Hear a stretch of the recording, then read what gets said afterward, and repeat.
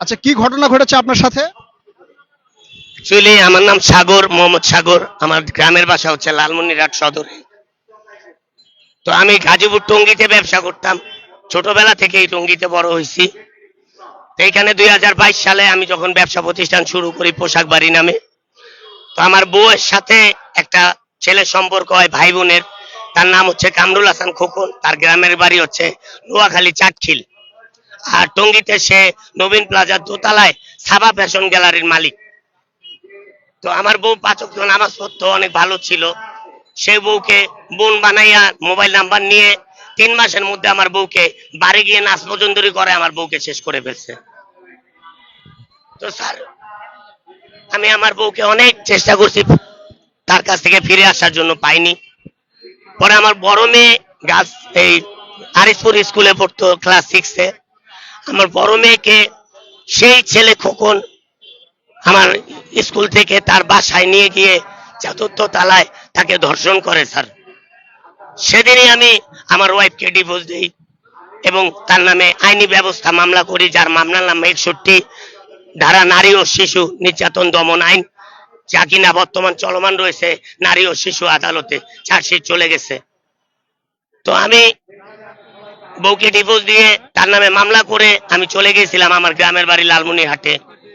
সেখানে আমার প্রিয় বড় ভাই অধ্যক্ষ আসাদুল হাবিব দুলু ভাই, সে আমাকে অনেক সহযোগিতা করেছে এবং আমাকে অনেক হেল্প করেছে, তাকে আমি অনেক শ্রদ্ধা করি। তো আমি 1 বছর ওইখানে থাকার পরে আমি আবার ঢাকায় চলে আসি আমার 2 বাচ্চাকে নিয়ে, বড় মেয়ে এবং ছোট মেয়েকে নিয়ে আবার ব্যবসা প্রতিষ্ঠান চালু করার জন্য।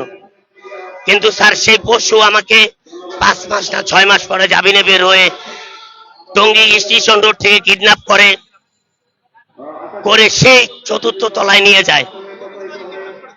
2023 সালে কিডন্যাপ করে নিয়ে যায় এবং আমাকে প্রচন্ড মারে, যেই মায়ের আমি জীবনে খাইনি স্যার। তারপর আমি বলেছিলাম আমাকে মেরে ফেল, সমস্যা নেই, কিন্তু আমার বাচ্চা দুটার কিছু করিস না। এই পশু আমার কথা শোনেনি। এই পশু আমার সামনে আমার বড় মেয়েকে ধর্ষণ করত এবং আমাকে বিষাক্ত পয়জন দিত ইংলিশ। জি জি জি, ওর নাম কামরুল হাসান, ভোটার আইডি কার্ডে কিন্তু ডাক নাম খোকন।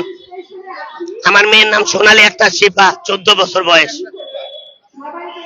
তো টানা 1 মাস 12 দিন আমার মেয়েকে দর্শন করে ওখানে। প্রতিদিন রাতে আমার মেয়ে দর্শনের শিকার হতো। আমি বাবা হয়ে সহ্য করতে না পেরে গলায় ফাঁস দিয়ে মরার অনেক চেষ্টা করি, কিন্তু সেখানে মরার কোনো জায়গা ছিল না, ফ্যান ছিল না। দেওয়ালে মাথা বাড়াইছে, উঁচাইয়া তো করতে পারি নাই।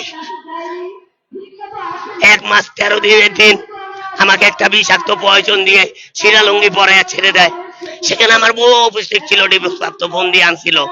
আমি আমার বউকে বলতাম যে দেখো খোকন খুব খারাপ, ও খারাপ কিছু করতেছে, কিন্তু খোকন আমার বউকে বলতো পাগল হয়ে গেছে, ওকে আটকাও। আর বড় মেয়েকে বলছে, আমার ছোট মেয়ের সামনে ছোট মেয়ে বলবে, বাবা কি বলছে তুমি বলো, জোরে বলবা। ছিল যে তুই যদি তোর বাপ মাকে বলিস তাহলে তোর ছোট্ট বোনকে টুকরা টুকরা করে নদীতে ভাসিয়ে দিবা আর তোর বাপকে মেরে ফেলবো। বলছিল যে তুই যদি তোর মাকে এই কথা বলিস, আমার বড় মেয়েকে, তোর ছোট বোনকে টুকরা টুকরা করে নদীতে ভাসিয়ে দেব আর তোর বাবাকে তো মেরেই ফেলবো। আমার বড় মেয়েটা চোখ বন্ধ করে সহ্য করে গেছে 304 জনের প্রতিদিনের ধর্ষণ। আমি নিজের হাতে রক্ত পরিষ্কার করছি। আমি টঙ্গী পূর্ব থানায় আমি সুস্থ হওয়ার পরে, মানে আমাকে যখন মানসিক হাসপাতালে ভর্তি করাইলো, পেয়ে ইঞ্জেকশন দিয়ে ছেড়ে দিল। এরপরে 3 মাস আমি কোথায় ছিলাম জানি না। 3 মাস পরে জয়দেবপুর স্টেশন আমার খালাতো ভাই পাবেল আমাকে পায়, পেয়ে মানসিক হাসপাতালে ভর্তি করায়। ওই যে উলঙ্গ অবস্থায় পাইছে, হ্যাঁ এত বড় চারি মোষ, পেয়ে বললো যে তুই সাগর না, তোর নামটা খুঁজতেছি। এরপরে আমি মানসিক হাসপাতালে ভর্তি হই। চিকিৎসার পরে আমার স্মৃতিশক্তি ফিরে আসে 10 দিন পরে। আমি জিজ্ঞেস করি আমার বাচ্চারা কোথায়, আমাকে বলা হয় তোমার ছোট মেয়ে ভালো আছে। ছোট মেয়ে ভালো আছে, আমার বড় মেয়ে কই? আমাকে বলা হয় প্রাণে বাঁচিয়ে মারা গেছে। সাথে সাথে আমি অসুস্থ হয়ে যাই। স্যার এতদিন আমি বিছায় আসছি, বিছায় মুচ্ছি, আমি আসতে পারিনি। আমার সৎ মায়ের অত্যাচার, সৎ ছোট বোন জামাই ছোট বোনের অত্যাচারে আমি লালমনিরহাটে, আমার ওয়াইফ এখন লালমনিরহাটে আছে, মাপ চাইতে গেছিল। আমি তাকে মেডিকেলে সদর হাসপাতালে ভর্তি করায় থুই আসছি। মাপ চাইলে প্রেস ক্লাবে এসে সাংবাদিকদের সামনে মাপ চাইয়া কথাগুলা বইল। জি জি, হ্যাঁ আমি পূর্ব থানায় নাইলে 20টা অভিযোগ করেছি, এবং কি ওরা আমাদের প্রতি হামলাও করেছিল। মেডিকেল রিপোর্ট পর্যন্ত নিয়ে গেছে অসুস্থতার, যে স্যারেরা হামলা করছে, মেরে ফেলবে বাচ্চাদের।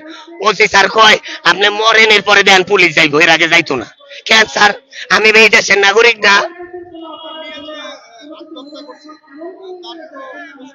জি জি জি, কাগজ আছে, আমি নিয়ে আসছি কাগজ। পোস্টমর্টম রিপোর্টে লেখা আছে আমার মেয়ে কোনো ধর্ষণ হয় নাই, কারণ এসআই সাফায়াত যে লাশ নামাইছে হ্যাঁ এতগুলো টাকা খাইছে, ওসি এতগুলো টাকা খাইছে, মেডিসিন বিভাগে ডাক্তার এতগুলো টাকা খাইছে, মানে অবৈধ সরকার আমলে। এই কারণে কোনো কিছু করতে পারি নাই। তোমার আম্মু একটা লোকের সাথে দেখা করতো, ওই লোককে চিনো? ওই লোকের নাম কি জানো?